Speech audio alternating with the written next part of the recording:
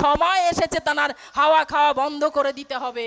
কোথায় পাঠাতে হবে সেটা বুঝবে হাইকোর্ট, সুপ্রিম কোর্ট, সেটা বুঝবে প্রশাসন। আমাদের হাতে একটা দায়িত্ব আছে, একটা বড় ক্ষমতা আছে, আমরা সেটা প্রয়োগ করব। আগামী 26 সালে সেটা প্রয়োগ করতে হবে আমাদের ব্যালট বাক্সে, আমাদের ইভিএম মেশিনে।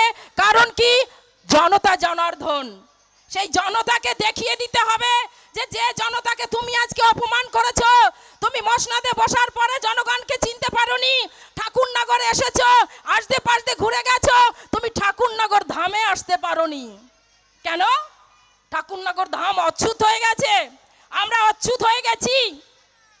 তাই ওনাকে বোঝানোর সময় এসেছে। বন্ধুগণ, আমার বক্তব্য দীর্ঘায়িত করব না, শুধু আপনাদেরকে যাবার আগে বলে যাই যে 50% মহিলা আছে এই ত্রিভুবনে, যাহা কিছু সৃষ্টি অর্ধেক করেছে নর আর অর্ধেক করেছে নারী।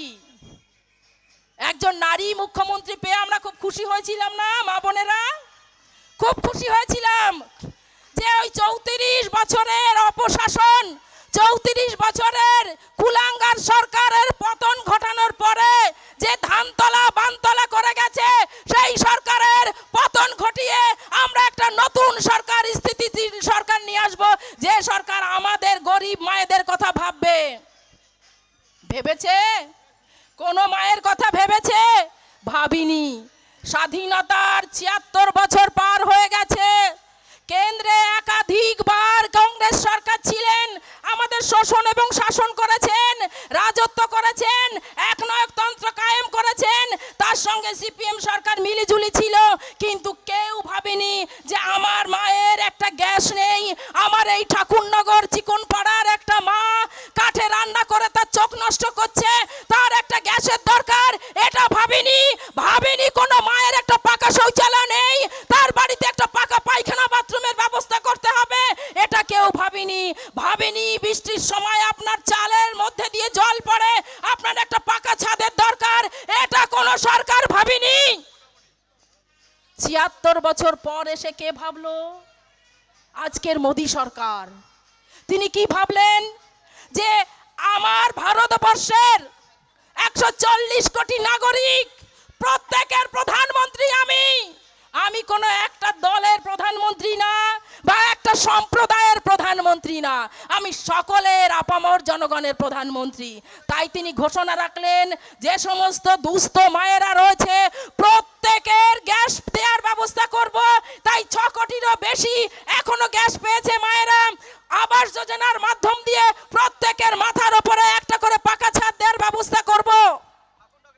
আমরা এর আগে মায়েরা বলতাম তো আমার নিজস্ব কোনো বাড়ি নেই, আমি ছোটবেলায় বাপের বাড়িতে মানুষ হয়েছি, বিয়ের পর শ্বশুর বাড়িতে বরের বাড়িতে মানুষ হয়েছি বা থাকছি, আর বৃদ্ধা বয়সে আমার সন্তান অর্থাৎ ছেলে বা মেয়ের বাড়িতে আছি, আমার নিজের বাড়ি কোথাও নেই। হতো কি না বলুন?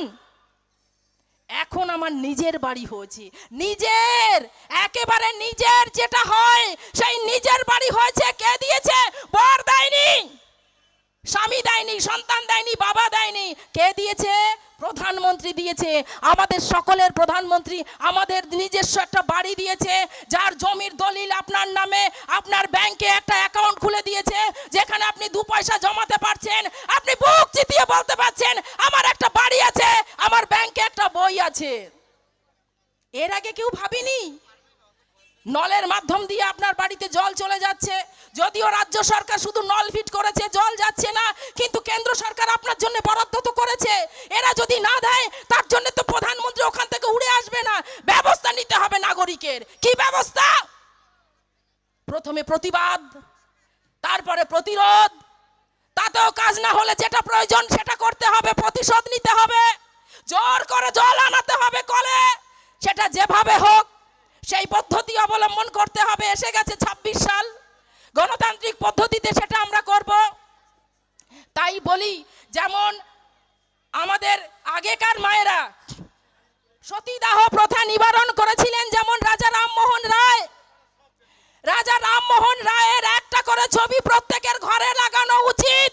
আমি মনে করি ব্যক্তিগতভাবে আমার বাড়িতে আছে, প্রত্যেক মায়ের উচিত একটা করে বড় ছবি রাখা, না হলে আমরা কিন্তু এতদিনে সতী দাহ হয়ে যেতাম।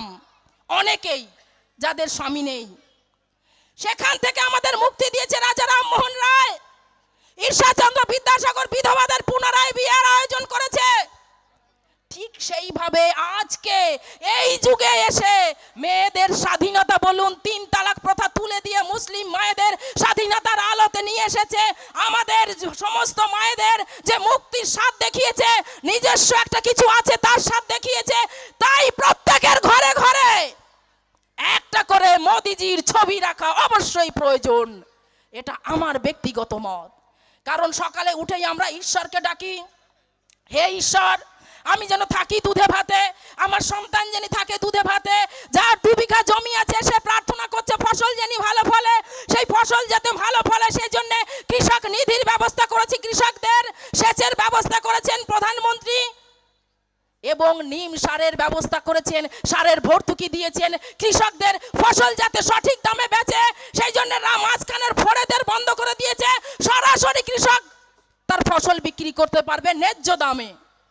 আপনার ঘরে উপযুক্ত ছেলে মেয়ে আছে, চাকরি পাচ্ছে না, মুদ্রা লোনের মাধ্যম দিয়ে তাদের দোকানের ব্যবস্থা করেছে, ব্যবসার ব্যবস্থা করেছেন এই প্রধানমন্ত্রী।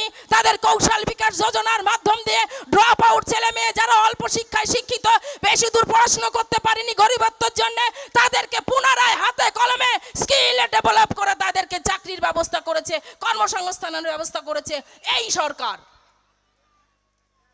তাহলে আমরা যদি প্রতিদিন সকালে ঈশ্বরকে ডাকি, আমার ছেলেটা যেন ভালো থাকে, ভালো চাকরি পায়, মেয়েটার যেন ভালো জায়গায় বিয়ে হয়, আমার মাথার ওপরে যেন ছাদ ওঠে, আমার যেন একটা পাকা পায়খানা বাথরুম হয়, আমার জমিতে যেন একটু ভালো ফসল ফলে, উপযুক্ত দাম পাই, এই জন্য যদি ঈশ্বরকে ডাকি, তো ঈশ্বর যে দূত হিসাবে পাঠিয়েছে আমাদের সামনে, এগুলি সব না চাইতেই যিনি পূরণ করছে, তার একটা ছবি হবে না কেন? আমাদের যারা উপস্থিত হয়েছি প্রত্যেকেই বলবো আমি এই কারণ আমরা উদ্বাস্তু এলাকায় বাসিন্দা, আমরা প্রত্যেকে উদ্বাস্তু। হয়তো কেউ কিছুদিন আগে এসেছি, কেউ কিছুদিন পরে এসেছি, এটাই তফাৎ, তাছাড়া কোনো তফাৎ নেই। তো বক্তব্য হচ্ছে, যখন দুটো জাতির তত্ত্বের ভিত্তিতে দেশটা ভাগ হয়েছিল, একটা হিন্দু একটা মুসলিম, মুসলিমরা সেই সময় বলেছিলেন যে আমাদের সংখ্যা যা আছে তাতে আমরা একটা ভূখণ্ড দাবি করতে পারি, আমাদের জন্য আলাদা দেশ গড়তে হবে। তাই পাকিস্তান তৈরি হয়েছিলেন, তানারা গেছিলেন পাকিস্তানে, হিন্দু প্রধান জায়গায় হয়েছে হিন্দুস্তান, আর আমাদের এই এলাকায় হিন্দু বেশি, সেই জন্য এটা হিন্দুস্তানের সঙ্গে আছে। তাহলে আজকে যারা ঘুষবাইটিয়া, যারা এখানে করে কমে খেতে এসেছে, যারা আপনার সংসারে হাত দিচ্ছে, আপনার জমিতে জোর করে বসত করছে, তাদের কেন এখানে বসতে দেবেন? আপনার ছেলে মেয়ের খাবার যে কেড়ে খাচ্ছে, আপনার ছেলে মেয়ের চাকরিতে যারা দখলদারি দিচ্ছে, আপনার ঘর যারা জোর করে কেড়ে নিচ্ছে, তারা তো অনুপ্রবেশকারী। এই অনুপ্রবেশকারী এখানে কেন থাকবে? আমরা কেন জায়গা দেব? আজকে আপনার বাড়িতে 2টো রুম, তার একটা যদি দখল করতে যাই আমরা, দেবেন? কেউ দেবেন না। আপনি কষ্ট করে করেছেন, টাকা খরচা করে করেছেন, সেটা আপনার বাড়ি, আপনার ঘর।